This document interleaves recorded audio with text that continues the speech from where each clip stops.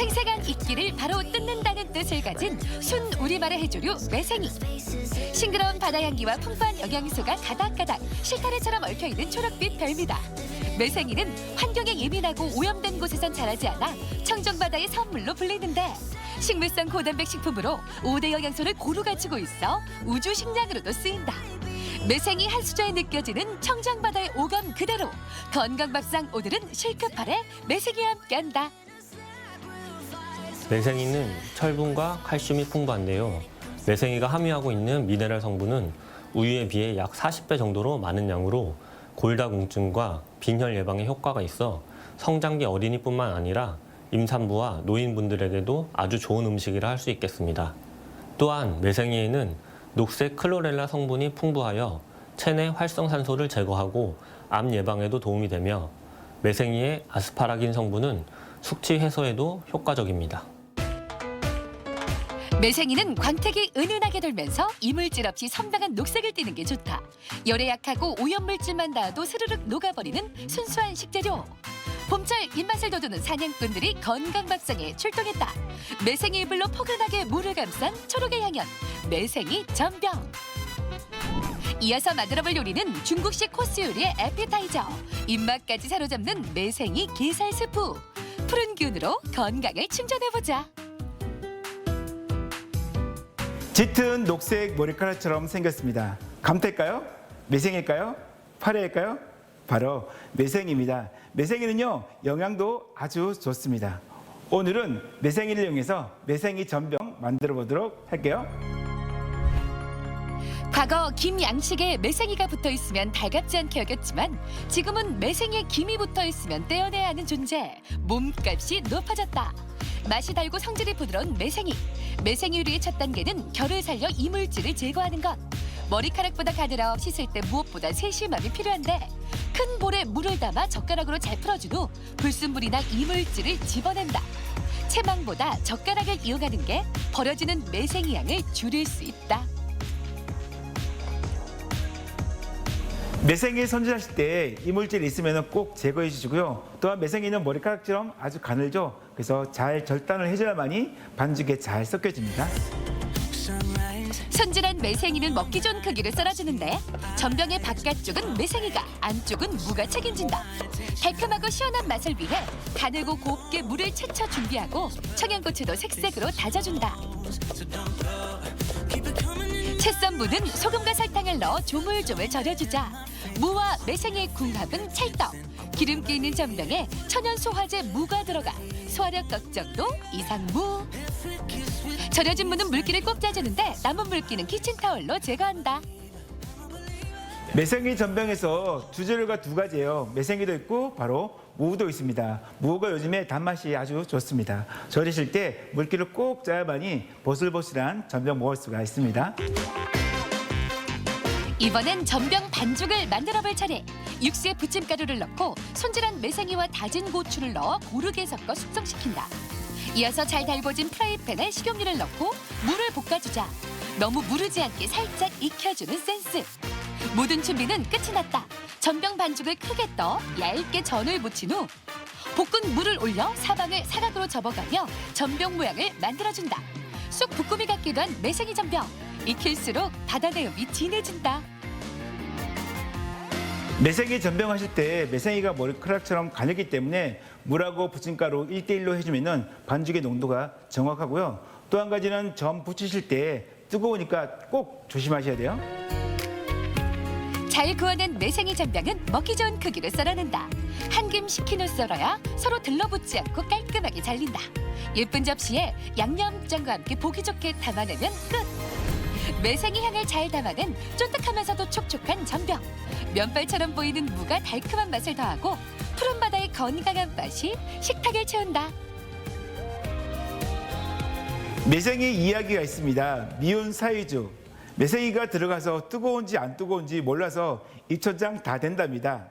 오늘은 그런 죽은 아니지만은 매생이를 이용한 매생이 게살 스프 만들어 보도록 하겠습니다. 미운 사위에게 줬다는 매생이. 지금은 그 효능이 워낙 탁월해 예쁜 사위에게 줄 것도 부족하다고. 상온에 두면 금방 녹아버리는 매생이는 깨끗하게 손질해 한 번 먹을 만큼만 소분해 냉동 보관한다. 유기산에 약한 매생이는 식초와는 상극. 다른 해조류와는 달리 식초를 넣어 무쳐 먹지 않는다. 매생이 게살 스프 역시 젓가락으로 살살 풀어 물에 뜬 이물질을 정리한다. 맑은 물이 나올 때까지 헹궈주자. 매생이 고르실 때 좀 주의할 점은 뭐냐면요. 감태랑 비슷하거든요. 근데 거기에 파래나 김이 들어가면은 질 좋은 매생이가 아닙니다. 그래서 꼭 고르실 때 파래나 김이 들어가 있는지 없는지 확인하시고 꼭 고르세요. 손질한 매생이는 스프의 부드러운 식감을 위해 손가락 크기로 먹기 좋게 썰어주고 대파도 얇게 채 썰어 준비한다. 달걀은 노른자와 분리해 흰자만을 사용하는데 흰자만 넣어야 식감이 부드럽고 국물이 깔끔하다고. 이어서 냉동 게살은 해동시킨 후 비린내와 특유의 향을 없애기 위해 끓는 물에 한 번 데쳐낸다. 게살이 없으면 시중에서 파는 맛살을 잘게 찢어 사용해도 좋다.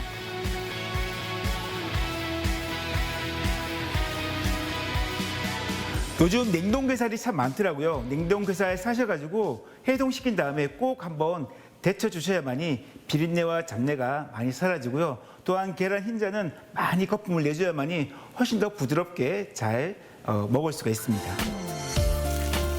잘 달궈진 팬에 기름을 두르고 대파부터 볶아 파기름을 낸 후 육수를 붓고 맛술과 소금, 설탕을 넣어 한 소끔 끓여준다. 그런 다음 게살과 매생이를 넣고 물전분을 풀어 스프 농도를 되직하게 맞춰주는데 여기에 초록빛 대비감을 줄 달걀 흰자가 들어간다. 달걀 흰자는 휘젓지 않고 5초 정도 기다린 후 저어줘야 몽글몽글한 느낌이 살아난다.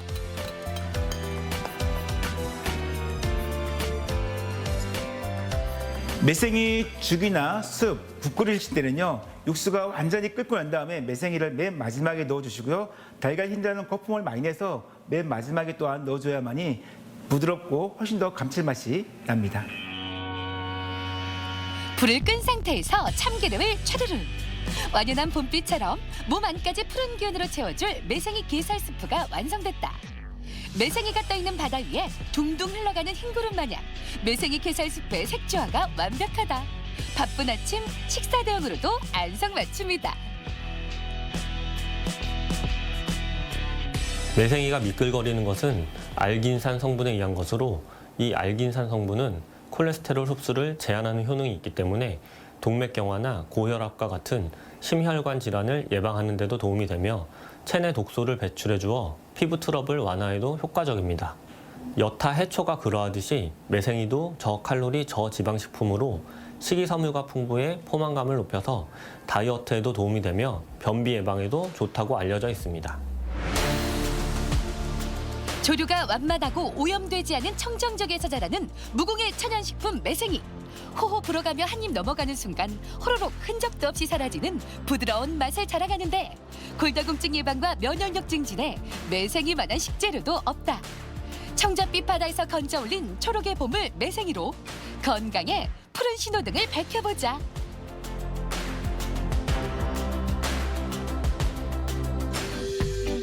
건강 플러스 인사드립니다. 안녕하세요. 김경섭입니다. 안녕하세요. 임보라입니다. 이 따뜻해진 날씨에 옷차림도 마음도 한결 가벼워졌지만 유독 무거워진 게 하나 있습니다. 바로 눈꺼풀인데요. 밤새 잠을 충분히 잤는데도 오후만 되면 잠이 쏟아진다는 분들 많이 계십니다. 이게 다 춘곤증 때문이죠. 맞습니다. 봄이 되면 활동량은 늘지만 아직 신진대사는 원활하지 않기 때문에 생기는 현상인데요. 이럴 때 과도한 운동보다는 가벼운 스트레칭이 좋고요. 또 잠이 온다고 해서 많이 카페인을 섭취한다던가 흡연을 많이 한다던가 이런 경우는 도움이 되지 않는다고 하네요. 그렇습니다. 그리고 무엇보다 중요한 게 고른 영양 섭취입니다. 이 춘곤증에는 비타민과 무기질 섭취가 중요하다고 하니까 제철 맞은 봄나물로 비타민 충전해 보시면 좋겠습니다.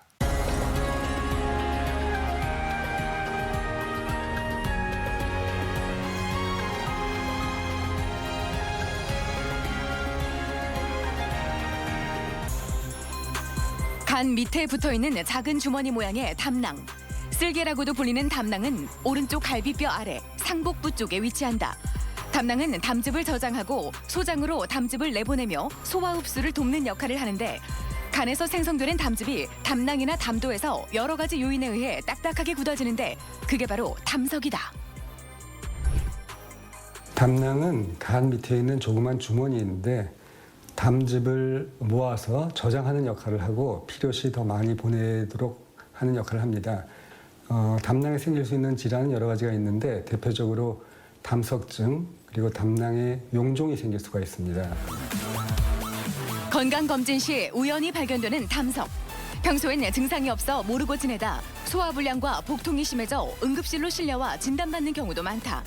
특히 담낭암은 병이 진행될 때까지 대부분 무증상이라 조기 진단이 어려운데 지방을 소화시키는 데 중요한 역할을 하는 작은 주머니 담낭. 오늘 TV 주치에서는 담낭 질환에 대해 자세히 알아본다. 정기적인 건강 검진을 통해서 조기에 병을 발견하는 사례가 늘고 있고 검진하는 가운데 우연찮게 발견되는 그런 질환들이 많이 있습니다. 그중에 대표적인 게 바로 담낭 질환인데 특히 담낭에 담석이나 혹이 생기는 경우가 많다고 하죠. 그렇죠. 담석의 경우에는 극심한 통증을 느끼는 분이 있는 반면 아무런 통증도 느끼지 못하고 그냥 지나치는 경우도 있는데요. 하지만 이 담낭 질환을 그대로 방치하게 되면 나중에 암으로까지 발전할 수 있는 위험한 질환이라고 합니다. 그렇습니다. 그래서 오늘 이 시간에는 이 암을 부르는 무증상 담낭 질환에 대해서 자세히 살펴보겠습니다. 오늘 도움 말씀을 위해서 가톨릭대학교 대전성모병원 외과 이상권 교수 나오셨습니다. 안녕하세요. 안녕하세요. 네, 오늘 주제가 담낭 질환인데 담낭이라고 하면은 쓸개 아니겠습니까? 이 담낭이 어디에 위치해 있고 또 어떤 역할을 하는지부터 짚어주시죠. 담낭은 간 아래에 있는 작은 주머니인데 어린아이들이 생일 파티에 사용하는 조그만 풍선을 약간만 불어넣은 정도 크기라고 보면 될 것입니다. 담낭은 담관과 연결돼 있고 12장과 연결돼 있는데 담낭의 역할은 담즙을 저장하고 농축시키고 신호가 오면 담즙을 담관을 통해서 12장으로 배출하는 역할을 합니다. 담즙은 잘 아시다시피 지방을 분해하고 흡수하는 데 매우 중요한 소화액이 되겠습니다. 담낭 질환 중에 우리가 가장 잘 알고 있는 게 담석증이잖아요. 담석이 생기는 원인이 뭘까요?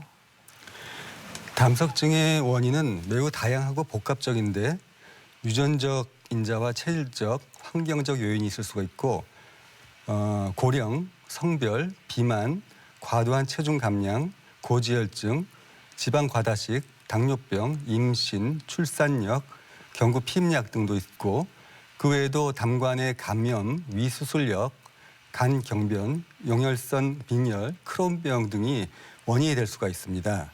네. 위험 인자를 보니까 유전적, 환경적, 체질적인 요인들이 있는데 그렇다면은 이 담석의 종류도 그만큼 요인별로 다양해질 수 있겠다 이런 생각이 들거든요. 어떻습니까? 네, 담석은 크게 두 가지 종류가 있는데 콜레스테롤 담석과 색소성 담석이 있습니다. 색소성 담석은 또 흑색, 갈색이 될 수가 있고 또 혼합형도 존재하고 있습니다. 콜레스테롤 담석은 주로 음식과 비만, 고지혈증, 호르몬 등과 관계가 있는 것으로 알려져 있고 반면 색소성 담석은 담관의 감염, 간 경변, 용혈성 빈혈 등과 관련이 있는 것으로 알려져 있습니다. 네. 네. 말씀 들어보니까 이 색상, 모양, 크기가 다양한데 이 크기가 커질수록 더 위험하게 생각이 되거든요. 예, 큰 담석도 분명히 있겠죠. 네, 담석의 크기는 매우 다양합니다. 모래알처럼 작은 것부터 여기 보시는 것처럼 대추만하게 큰 돌도 있을 수 있습니다. 담석의 크기가 클수록 담낭암의 발생률과 관련돼 있는 것으로 알려져 있습니다. 네. 저런 돌들이 우리 몸 안에 생긴다고 하니까 한편으로는 좀 공포스러운데요. 자, 그런데 담석증이 특별한 증상이 있는 경우도 있지만 앞서 말씀드렸다시피 별 증상 없이 넘어가는 경우도 있다고 들었어요. 담석증의 증상에는 어떤 것들이 있을까요? 다행히 대부분의 경우는 담석증이 증상을 일으키지 않지만 증상이 나타날 가능성이 매년 1에서 4% 정도 되고 20년 지나고 나면 약 3분의 1에서 증상을 나타납니다. 증상이라고 하면 반복적인 통증, 특히 명치나 우상복부에 통증이 올 수가 있고 우측 견갑골 또는 등에 방사통이 올 수가 있습니다. 그 외에도 비특이적인 증상 등이 올 수가 있는데 소화불량, 복부 불쾌감, 자주 체하는 현상 등이 올 수가 있습니다. 특히 이런 증상 등은 과식 또는 기름진 음식을 먹었을 때 증상이 유발하는 걸 볼 수가 있습니다. 그 밖에도 급성 담낭염이 일어나게 되면 통증과 발열, 오한 등이 올 수가 있고 돌이 아래로 내려가면 담관이 막히면서 황달이 올 수가 있습니다. 또 구역질, 소화불량, 복부 팽만감 등 비특이적인 증상이 있을 수가 있고 몇 가지 감별해야 되는 진단이 있는데 특히 소화성 궤양, 역류성 식도염, 과민성 대장증후군, 심근경색, 폐렴, 급성 간염, 급성 충수돌기염, 급성 위염, 신장결석, 대장개실염 등 다양한 감별 진단이 있습니다. 네. 말씀 들어보니까 대부분 무증상이고 증상이 나타난다 하더라도 다른 질환과 겹치는 부분이 많기 때문에 딱 담낭 질환이다 이렇게 특이소견을 발견하기가 쉽지는 않은 것 같습니다. 그래서 건강검진을 하다가 우연히 발견되는 경우가 많을 것 같은데 이 담석증을 진단하는 방법 어떤 것들이 있을까요? 담석증을 진단하는 데 있어서 가장 기본적이고 유용한 검사는 복부 초음파 검사입니다. 그러나 보다 더 정밀 검사를 요할 때도 있는데 그럴 때는 CT나 MRI 등을 하기도 합니다. 특히 MRI는 담석이 담낭 밖에 특히 담관 같은 데 있는지 확인하기 위해서 시행하기도 합니다. 네. 또 혈액화학적 검사를 통해 가지고 간 수치나 염증 수치 등을 검사해서 보조적인 역할로 사용할 수가 있습니다. 근데 저도 건강검진을 매년 받으면서 초음파 검사를 받긴 하는데 이게 초음파 검사만으로는 완벽하게 담낭에 어떤 질환이 있는지 발견하기는 좀 어렵다라는 좀 얘기를 들었거든요. 실제로 그런 건지 만약에 그렇다면 초음파에서 이상 소견이 조금이라도 있으면 더 정밀 검사를 받아봐야 되는 건지 이런 점에 대해서 좀 더 설명해 주시죠. 네, 초음파 검사가 사실은 초음파를 시행하는 의사에 따라서 조금씩 다른 결과가 나올 수 있기 때문에 의심스러우면 다시 한번 확인을 해보고 그다음 아까 말씀드린 CT나 MRI를 통해 가지고 보다 정확한 검사를 할 수가 있겠습니다. 네, 그렇게 해야 되는군요. 예. 네. 자, 이런 경우에 결석만 쏙 빼내면 좋겠지만 그렇지 않을 경우 담낭 절제술을 해야 할 텐데요. 담낭 절제술은 어떻게 이루어질까요? 담석증이 있을 때 담낭을 떼어내야 하는데 이를 복강경 담낭 절제술이라고 합니다. 그림에서 같이 복강경 수술이란 몸에 작은 구멍을 내서 이산화탄소를 넣어서 배를 부풀리고 연필 같은 이 가느다란 기구를 넣어가지고 담낭을 떼내는 그런 방식입니다. 담낭 절제술이란 담낭을 전부 떼낸다는 의미입니다. 일반적으로 담낭 절제술을 할 때 구멍을 4개 뚫어가지고 이 왼쪽 사진처럼 이렇게 구멍을 뚫고 수술을 하는데 최근에는 수술 자국을 최소화하기 위해서 새로 개발된 방법이 단일공 복강경 수술이라고 해서 배꼽에 작은 구멍을 내가지고 수술을 진행하는 것입니다. 수술 마치고 나면 배꼽이 아물고 그 후에는 거의 수술 표시가 나지 않는 수술 방식이 되겠습니다. 그렇군요. 예. 자, 그런데 만약에 담석증을 치료하지 않고 이 만성화됐을 때 이 담석증으로 인한 합병증 분명 나타날 수 있겠죠. 네, 결국 담석증이 합병증을 유발할 수 있다는 것을 유념해야 합니다. 증상이 있는 담석증을 방치했을 때 합병증이 나타날 수 있는데 가장 흔한 것이 급성 담낭염이 있습니다. 담석증이 없이 염증이 생기는 경우도 있는데 이를 비결석성 급성 담낭염이라고 하고 이런 경우 기저질환이 있으신 분들 또는 중증 질환을 앓고 있는 분에서 생길 수가 있습니다. 또한 담낭의 축농, 담낭 수종 등이 일어날 수가 있고 심한 경우에는 담낭에 괴사가 일어나서 담낭 괴저 및 천공도 일어날 수가 있습니다. 또 돌이 아래로 내려가는 경우 여기 MRI 보시다시피 이렇게 돌이 내려간 경우가 있는데 이럴 때는 담낭 결석으로 인해서 담관염이 올 수가 있고 또 췌장액이 분비가 안 돼서 담석성 췌장염이 올 수가 있습니다. 또 돌이 장으로 내려갈 경우 돌이 큰 경우에는 장을 막아가지고 담석성 장폐색증도 유발할 수가 있습니다. 또 담석이 간에서도 생길 수가 있는데 담관의 협착, 급성 화농성 담관염, 간 농양, 심지어 폐혈증으로 진행할 수도 있고 간 경변증, 간 부전을 일으킬 수 있습니다. 간 내에 있는 담석은 간 내 담관암과도 연관이 있는데 5에서 10% 정도 암이 발생하는 경우가 있고 이런 경우 대부분 간 절제를 필요로 합니다. 네. 건강 플러스 오늘은 담낭 질환에 대해서 이야기 나누고 있는데요. 이번에는 병원에 직접 찾아가서 환자들을 만나보고 담낭 질환의 진단법과 치료법을 자세히 살펴보도록 하겠습니다. 화면으로 만나보시죠. 작은 주머니 형태의 구조물 담낭. 담낭은 간 아래쪽, 간의 우엽과 좌엽 사이, 오목 부위에 붙어있는 소화기관이다. 간에서 생성되는 담즙을 보관하고 분비하는 역할을 담당하는데 담즙의 기능 중 가장 중요한 것이 바로 지방의 소화 흡수를 촉진시키는 것. 이런 담즙의 성분들이 굳어져서 생긴 것이 바로 담석이다. 어디가 불편해서 오셨습니까? 평소 소화가 잘 안 되고 명치 부근에 답답한 느낌이 들어서 왔습니다. 그러면 어떤 상황에서 소화가 잘 안 되셨나요? 평소보다 조금 더 과식을 하거나 기름진 음식을 먹을 때 증상이 생겼습니다. 혹시 그러면 건강검진 같은 데서 초음파 검사 받아보신 적이 있으십니까? 네, 과거 초음파 검사를 받아본 적이 있는데 담석이 있다는 이야기를 들었습니다. 담낭 결석은 담낭 안에 담즙 성분을 변화시키는 여러 가지 요인에 의해 발생할 수 있다. 비만이나 고지혈증, 무리한 다이어트가 그 예인데 이러한 변화가 있을 때 담즙에 미세한 결정들이 생기게 되고 담석증을 유발한다. 이 환자분은 담석증으로 진단이 된 상황인데 담석증에 의한 전형적인 증상을 모두 나타나고 계셨습니다. 소화불량이 있었고 명치가 답답하다는 느낌이 있으셨고 간헐적으로 우상복부에 통증도 있으셨습니다. 따라서 이런 경우에는 담낭을 절제해야 되는 그런 상황이 되고 담낭 절제술이란 복강경으로 담낭을 떼게 됩니다. 복강경이란 배의 구멍을 통해 가지고 담낭을 전부 제거하게 되는 그런 수술이 되겠습니다. 담석증 증상으론 복통, 황달이 나타나며 소변의 색이 어두워지거나 배변의 색이 옅어지기도 한다. 간혹 간에 이상이 있는 것으로 진단되기도 하는데 담석증은 무증상이 대부분이지만 명치나 오른쪽 윗배에 나타나는 복부 통증은 산통에 비유될 만큼 고통스럽다. 지속적인 통증이 나타날 경우 복강경 담낭 절제술로 담낭을 떼어낸다. 어디가 불편해서 오셨습니까? 제가 건강검진을 받았는데 담낭에 혹이 있다고 해서 왔습니다. 그러면 이전에도 담낭에 용종이 있다는 말씀을 들으신 적이 있으신가요?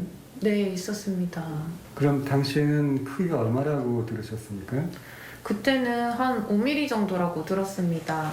혹시 가족 중에서 담낭 용종이 있으신 분이 있나요?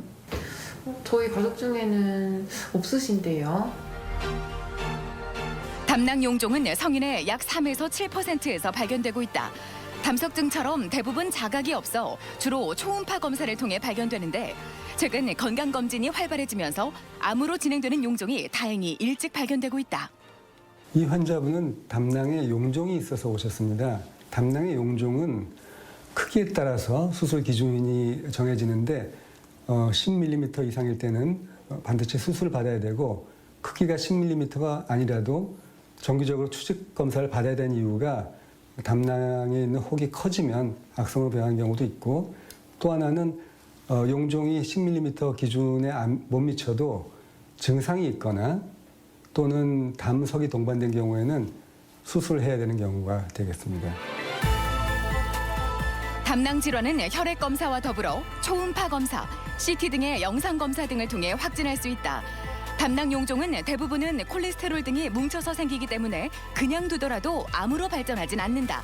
하지만 담낭 선종의 경우엔 담낭을 제거하지 않으면 암으로 진행될 수 있기 때문에 담낭 절제술이 시행돼야 한다. 담낭암은 다발성 용종보다는 한 개의 단일 병변으로 시작되는 경우가 대부분인데 1cm 용종의 크기가 중요하다. 담석증은 대부분 증상을 일으키지 않는 경우가 많이 있는데 약 10% 정도에서는 증상을 야기합니다.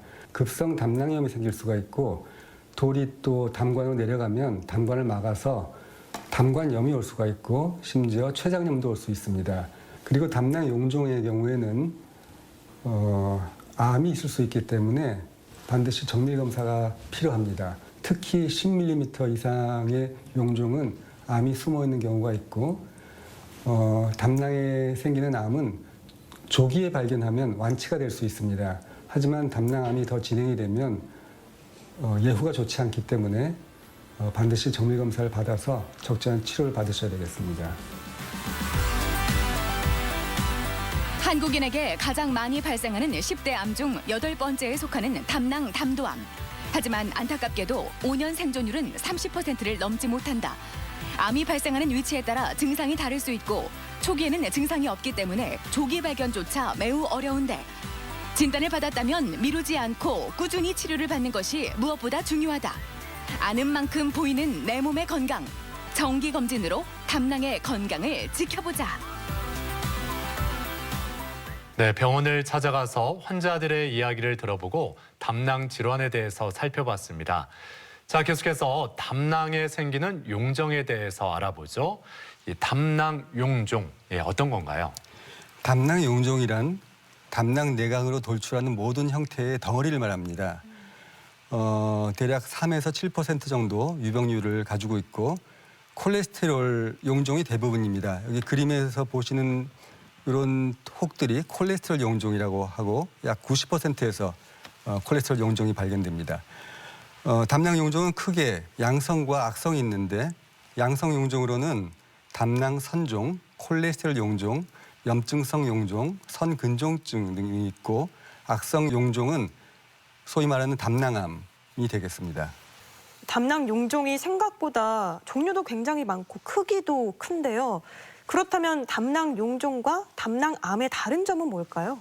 담낭 용종은 종류가 상당히 많은데 여기 보이는 사진들은 다양한 종류의 양성 담낭 용종을 보이고 있습니다. 이렇게 혹이 조그맣게 보이는 선종부터 모든 담낭벽이 두꺼워져 있는 선근종증, 아래처럼 염증성 용종, 이렇게 다발성으로 보이는 콜레스테롤 용종 등이 있습니다. 반면 여기 보이는 그림은 이 혹이 이게 산발적으로 넓게 분포하는 그런 혹을 볼 수가 있는데 이 경우에는 담낭암으로 진단된 경우였습니다.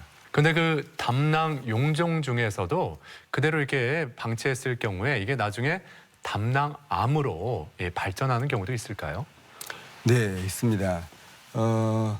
담낭 용종 중에서 담낭암으로 발전할 수 있는 위험 인자들이 있는데 크기가 10mm 이상일 때, 크기가 지속적으로 증가할 때, 또 60세 이상의 고령에서 그리고 담석증을 동반하는 경우, 단일 병변일 때 또는 무경성 용종, 즉 모기 없이 넓게 분포하고 있는 이런 용종은 암일 가능성이 더 높다고 알려져 있습니다. 네. 네. 혹시 암일 수도 있는 담낭 용종, 진단은 어떻게 이루어질까요?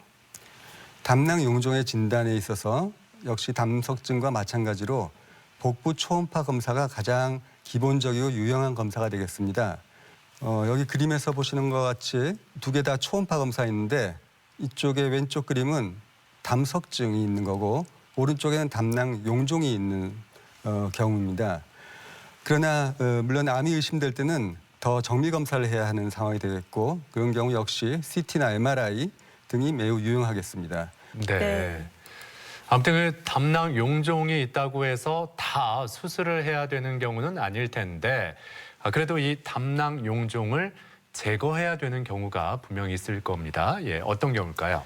담낭을 절제해야 되는 경우를 정리하자면 담낭 용종이 10mm 이상일 때, 크기가 지속적으로 증가하는 담낭 용종인 경우, 또 증상이 있을 때도 담낭 용종은 수술을 요합니다.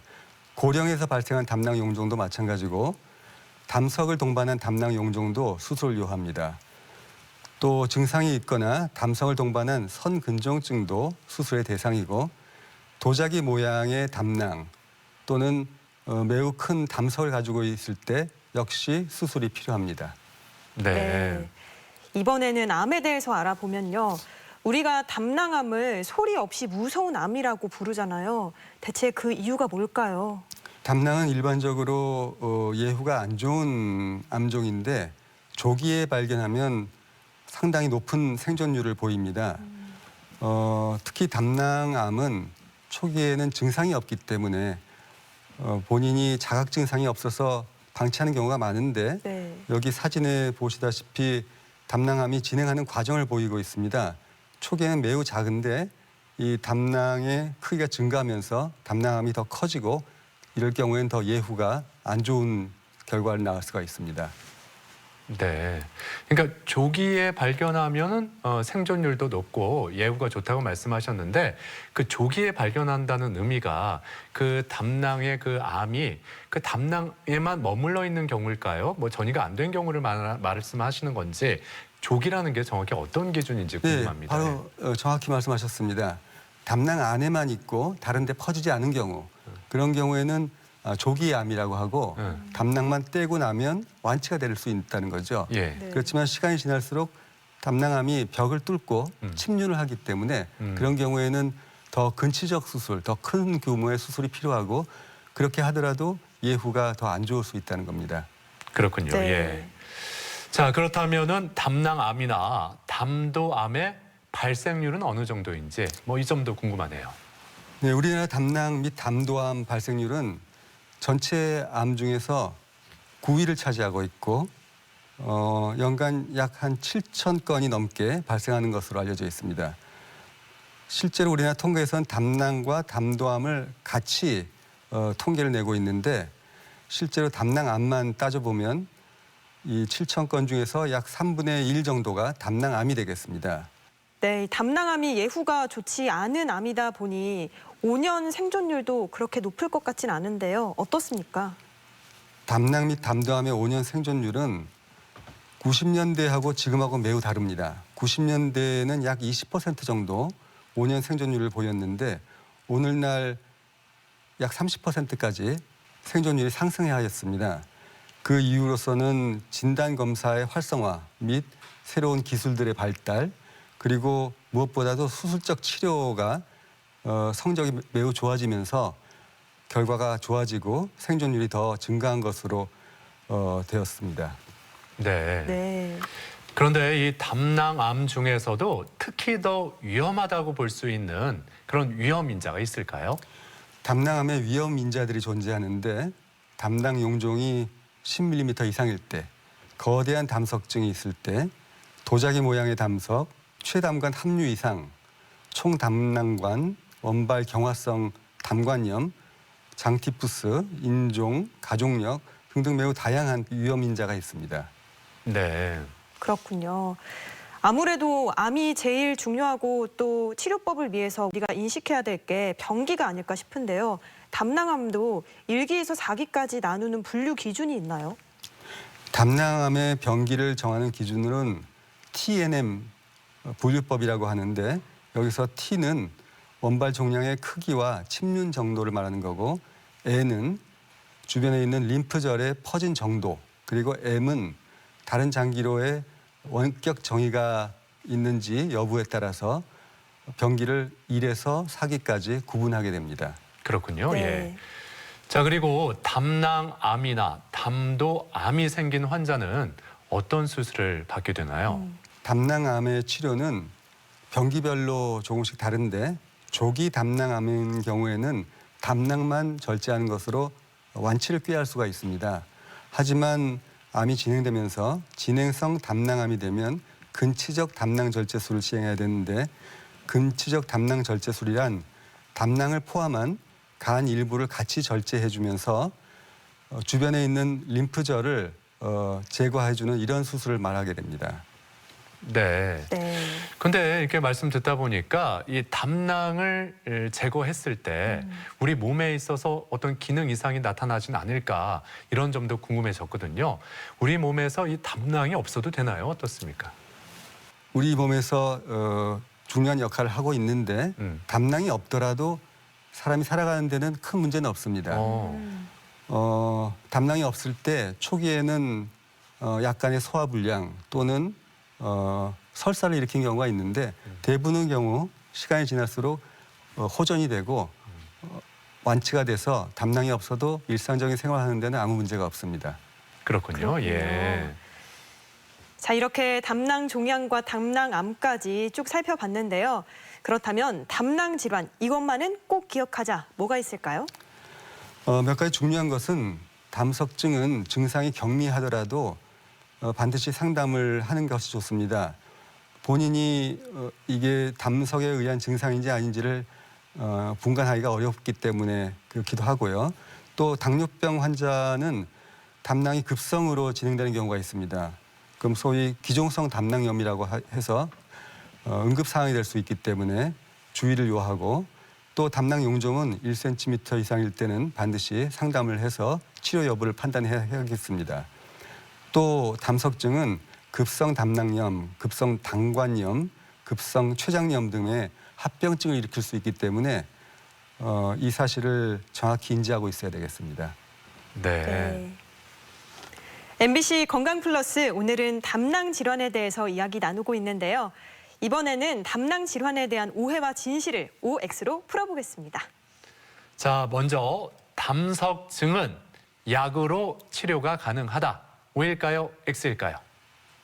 세모입니다. 세모요. 네. 그 이유는 약으로 증상을 치료할 수는 있지만 원인을 치료할 수 없기 때문에 원인을 치료하기 위해서는 담낭을 절제해야 되겠습니다.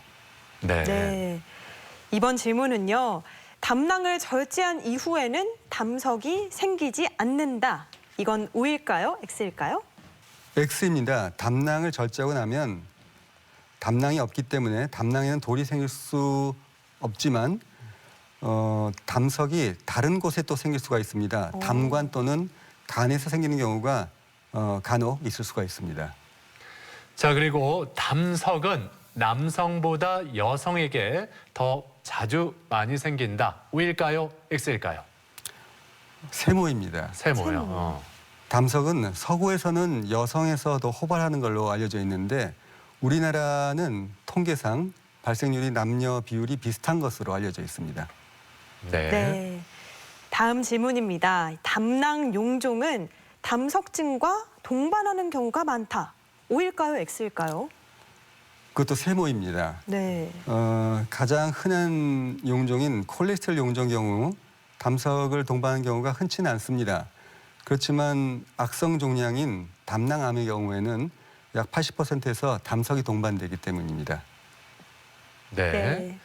자, 그리고 무증상 담석증은 그대로 두는 게 낫다. O일까요? X일까요? O입니다.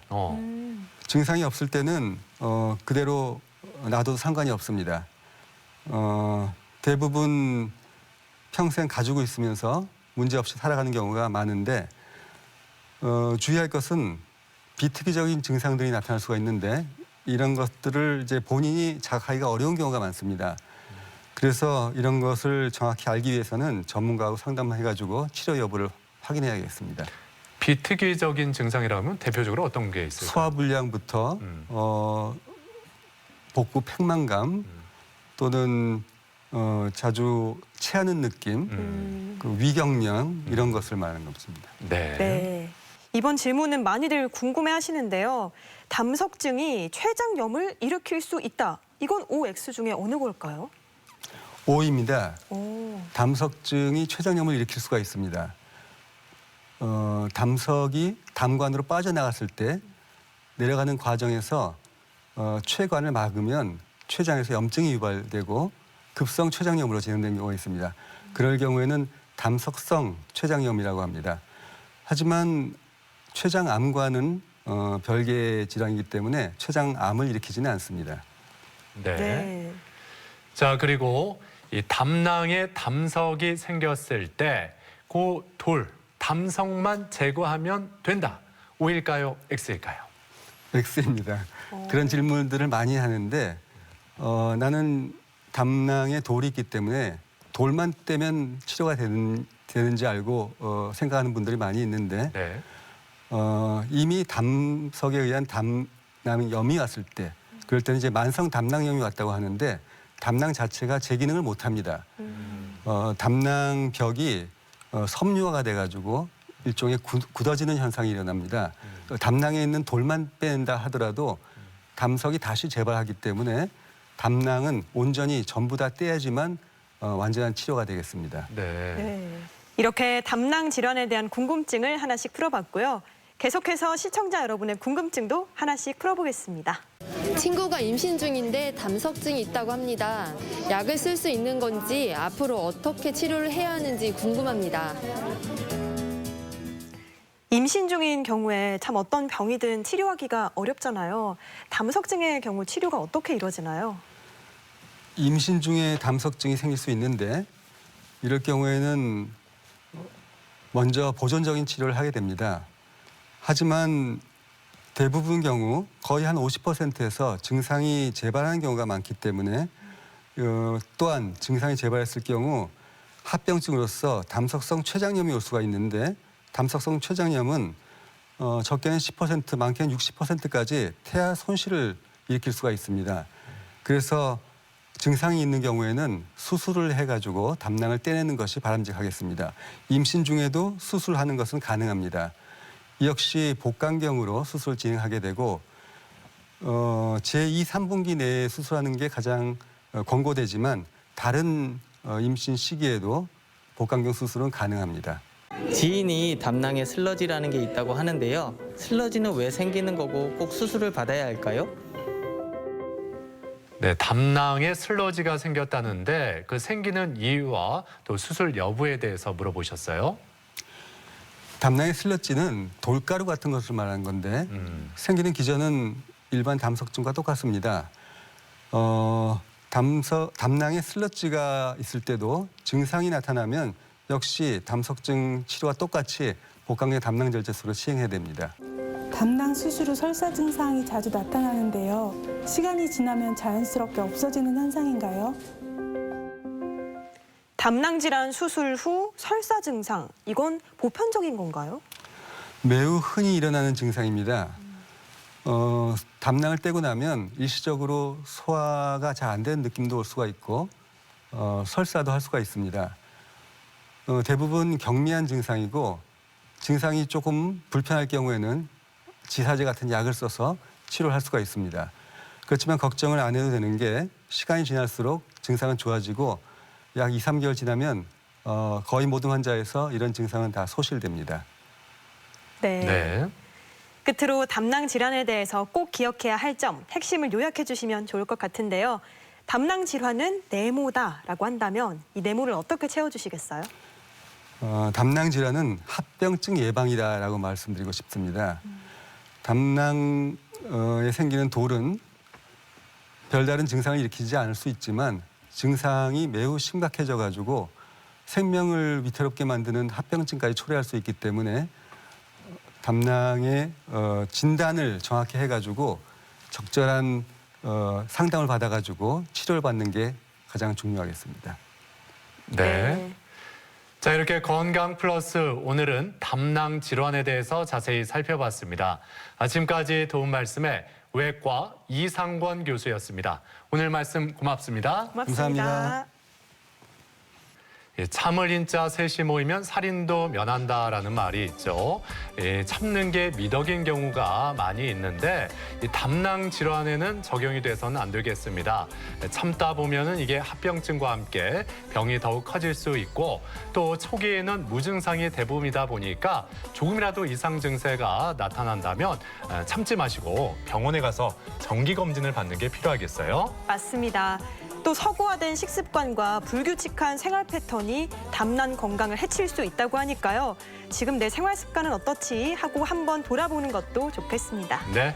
자, 건강 플러스 오늘 저희가 준비한 내용은 여기까지입니다. 이번 한 주도 건강하게 보내시길 바라고요. 저희는 다음 이 시간에 다시 인사드리겠습니다. 함께해 주신 여러분 고맙습니다.